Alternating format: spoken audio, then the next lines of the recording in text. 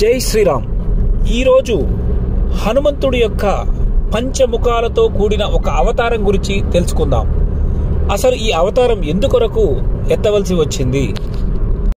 అంజనాదేవి పుత్రుడు అయినటువంటి హనుమంతుడు కేవలం శక్తులకు అధిపతే కాదు, భక్తి, బలం, బుద్ధి, ధైర్యం, సౌమ్యత్వం అనే 5 ముఖాల రూపంలో వెలుగొందుతున్నాడు.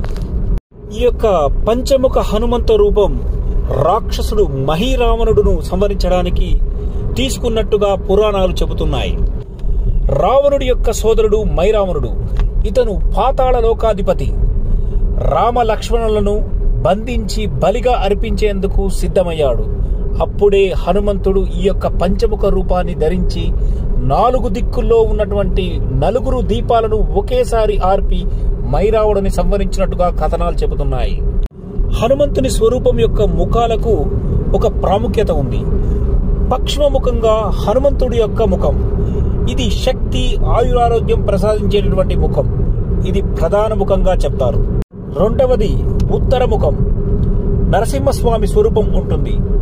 భక్తుల రక్షకుడిగా, శత్రుల సంహారకుడుగా, చెడు శక్తులపై విజయాన్ని కలగజేస్తుంది. తరువాత మూడవది తూర్పు ముఖం. గరుడ స్వరూపం. విష నివారణకు ప్రసిద్ధిగాంచినది. నాగదోష నివారణకు ఉపయుక్తమైనటువంటి రూపం ఇది. 4వ ముఖం వరాహ స్వరూపం. భూలోక రక్షణ, స్థిరత, సంపత్తి కలగజేస్తుంది ఈ యొక్క రూపం. ఇక 5వది ఆగ్నేయ ముఖం. హయగ్రీవ స్వరూపం. జ్ఞానం, విద్య, బుద్ధిని ప్రసాదించేది. పంచముఖ హనుమాన్ని మనం పూజించడం వల్ల భయ నివారణ జరుగుతుంది. శత్రువుల నాశనం, విష నివారణ, మానసిక స్థైర్యం, విద్యా విజ్ఞానంలో అభివృద్ధి చెందుతాం. ఓం పంచముఖ హనుమంతయే నమః. ఓం శ్రీ వజ్రకాయాయ నమః. ఓం ఆంజనేయాయ విఘ్న వినాశనే నమః. ఈ యొక్క మంత్రాన్ని నిత్యం జపిస్తే శక్తి, భయం లేని మనస్సు కలుగుతుంది.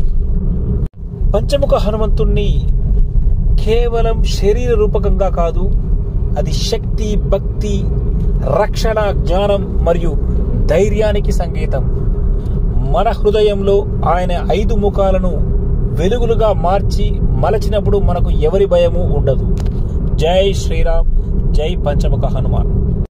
ఇలాంటి పురాణ ఇతిహాస గాథలను వినడానికి మా యొక్క ద వేదాంత టీవీ ఛానల్ని సబ్స్క్రైబ్ చేయండి, షేర్ చేయండి, లైక్ కొట్టండి, ప్రోత్సహించండి. జై శ్రీమన్నారాయణ.